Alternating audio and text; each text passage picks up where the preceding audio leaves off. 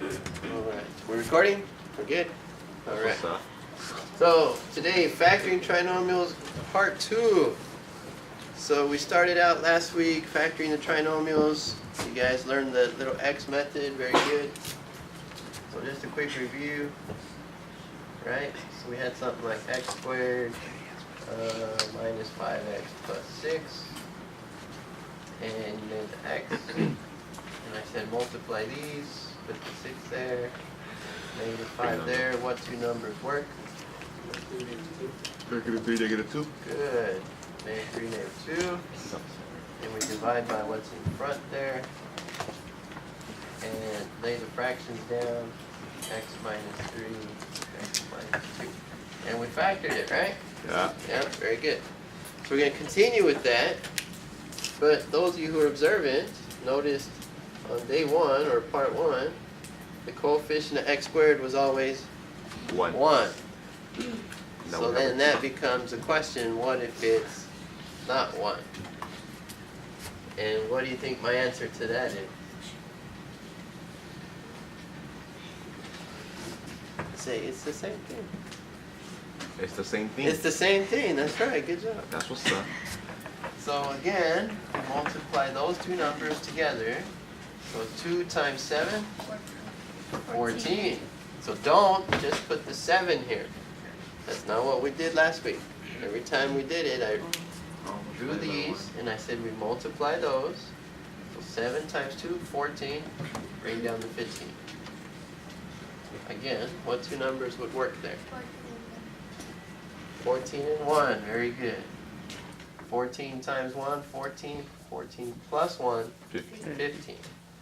And then again we divide, but be careful, now we How a 2 in front of the coefficient. divide by the 2. So we still divide by this, but that's a 2 now. And the only thing different, for those of you who are getting a little scared, because everything so far is same process, we have to reduce the fraction now. So 14 over 2, if we reduce that, 7 over 1. So now this is x plus 7 and 2x plus 1. And that's it. So it's the same thing. It's the same steps. We're just adding this extra little piece here. When we divide by this first coefficient, you have to reduce the fraction. So now x times 2x, 2x squared, x times 1, that's just x, 7 times 2, 14x, so there's our 15x, and 7 times 1, 7. You checked it right there? So we checked it. It's always a good idea to just multiply these back together to see if you get that. Okay, very good. Then next example, same but a little bit different. So it's not the same. We're going to now tie in something from the first 2 lessons. And some of you will see it.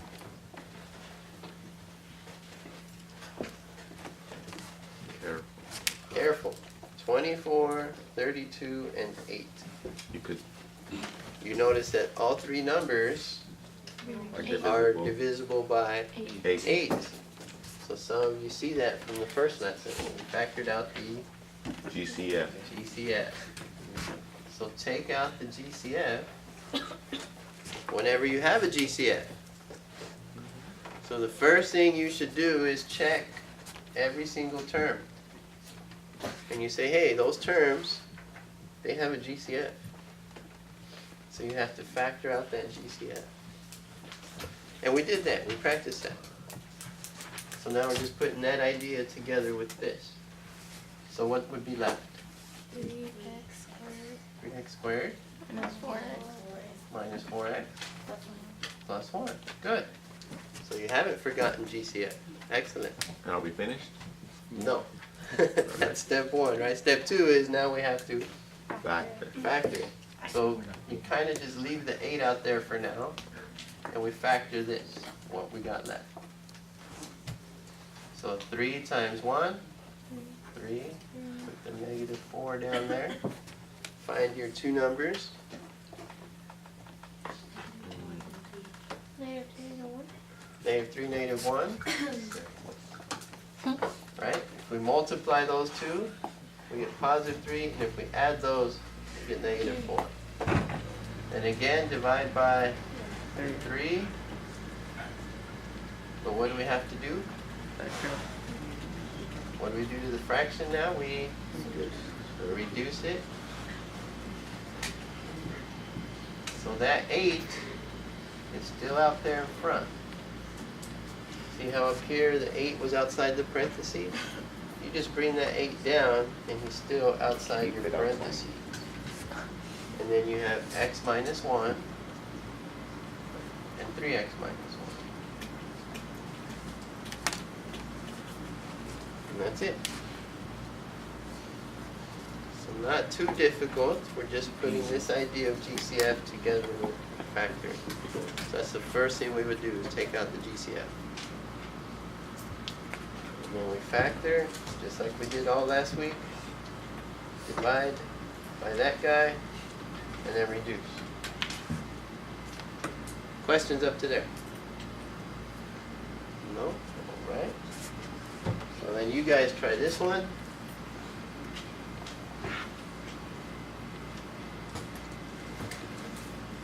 We got x cubed minus x squared minus 12x. Easy. Go ahead and factor that one. It's okay. It is easy. I'm just gonna sleep.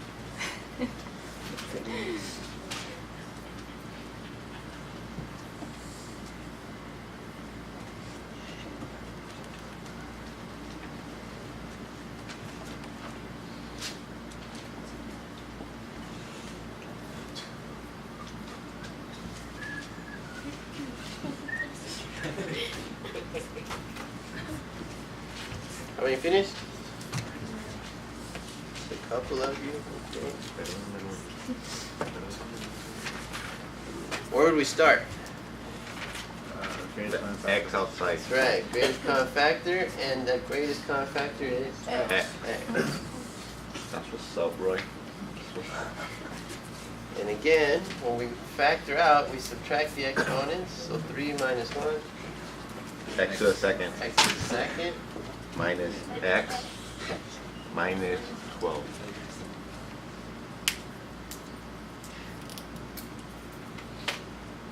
And then from there, The little X thing. okay, Oh, I don't know what it's that's called. right. So we make our x 1 times negative 12 and a negative 1. What two numbers work? Negative 4 and 3. So we multiply those. It's negative 12. We add those. It's negative 1.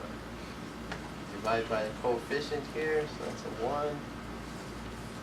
So that x just goes straight down. And you have x minus 4. X plus 3. And that's it.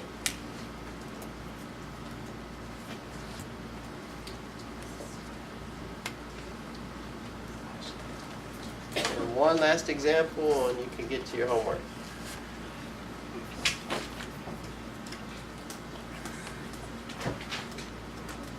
What if it looks like this?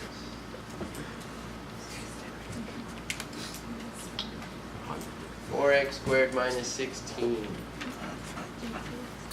GCF, very good. What is the GCF here?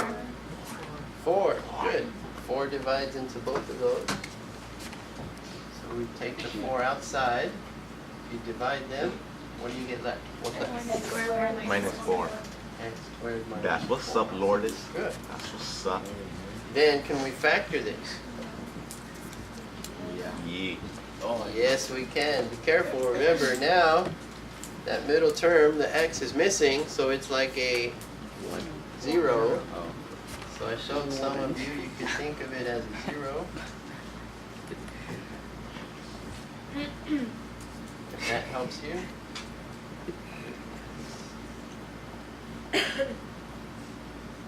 So then what two numbers would work there?